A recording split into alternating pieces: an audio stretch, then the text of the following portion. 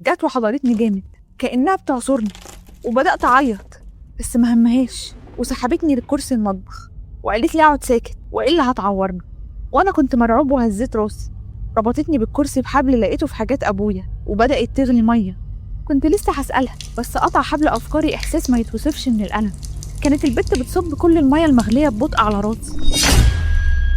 اسمي نوح وعندي 25 سنة. من ساعة ما بقيت بقعد لوحدي بقيت حذر جدا، بقفل كل الأبواب والشبابيك وأتأكد إن عندي كل أرقام الشرطة والطوارئ على موبايلي. كل الناس بيقولوا إني مجنون، بس مش كل الناس تعرف خطورة إنك تدي لحد فرصة الدخول لبيتك، لأنك مش عارف إيه اللي هتقابله. وأنا اتعلمت الدرس ده بالطريقة الصعبة من 15 سنة. وفي كل مرة بسأل هو أنا ببالغ؟ بس برجع أفتكر اللي حصل في الليلة دي وأعرف إن شوية من الأمان الإضافي مش هيضر أبدا. كان عندي 10 سنين، أبويا وأمي اتطلقوا. أبويا ما كانش بيحب جلسات الأطفال، ما كانش بيحب فكرة إن حد غريب يجي بيتك ويشوف طفلك. أنا في العادة بعيش مع مامتي، بس هي اضطرت تروح شغل، وعلى الرغم إن أبويا قضى معايا نهاية كل أسبوع ما كنتش أعرف أي حاجة عن حياته.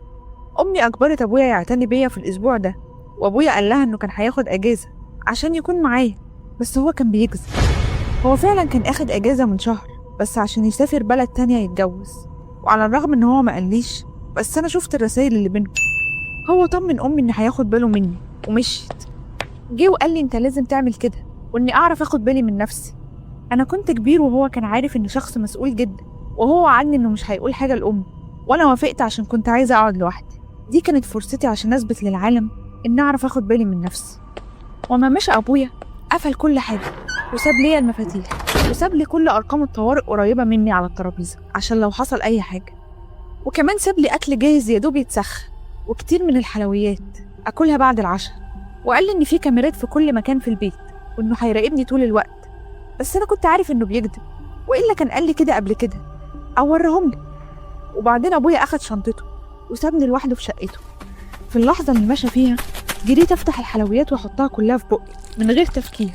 كنت عارف إني بعد العشاء هاكل حلويات، عشان كده سبت شوية لبعدين ورحت أتفرج على التلفزيون.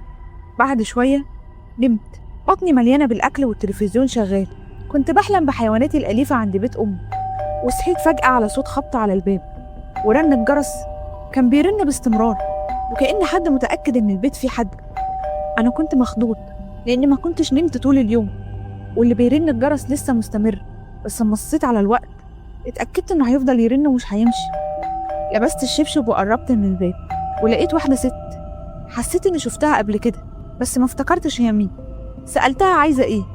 قالت لي أنا جارتك، باباك قال لي أجيلك أخد بالي منك. قلت لها بس أبويا سابني لوحدي. قالت لي إنه غير رأيه وبعتني عشان أتأكد إن كل حاجة كويسة. ما كنتش متأكد هل أصدقها ولا لأ.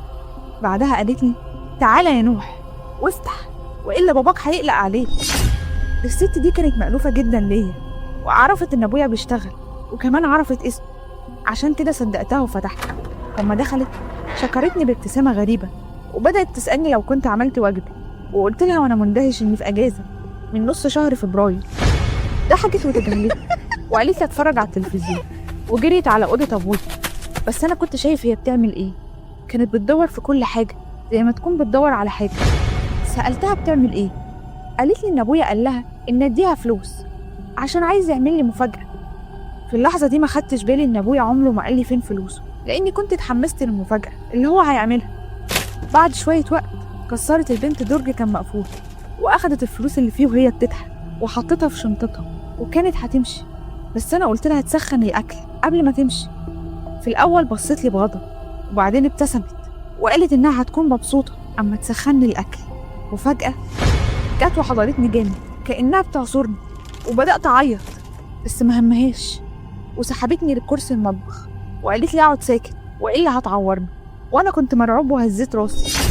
ربطتني بالكرسي بحبل لقيته في حاجات أبويا وبدأت تغلي مية. فكرت إنها تعمل لي مكرونة أبويا كان سايبها فوق التلاجة. قلت لها أنا ما بقتش جعان، بس هي ده جهلتني. بعد شوية سألتني لو كنت عطشان وعايز مية. قلت لها لأ، أنا عايز عصير برتقان.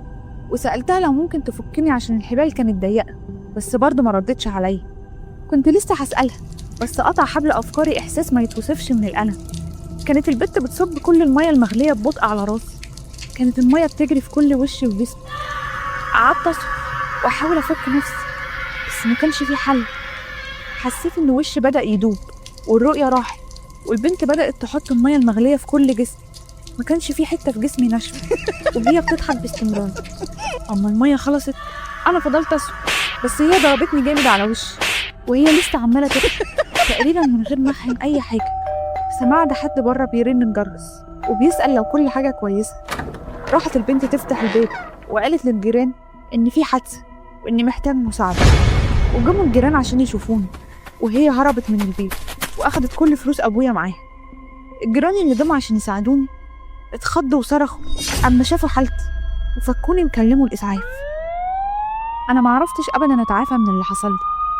اتصبت بجروح دايما وعلامات في كل جسمي، وما قدرتش أسيب المستشفى لمدة طويلة.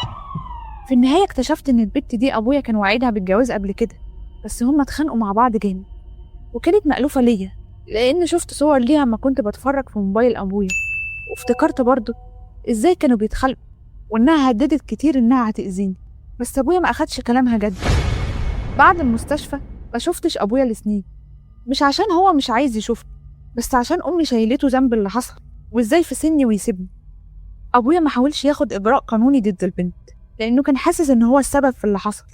دلوقتي علاقتي بيه اتحسنت شوية، بس عمري ما دخلت شقته تاني عشان في كل مرة كنت بشوفها من بعيد كل العلامات اللي في جسمي بتبدأ توجعني تاني.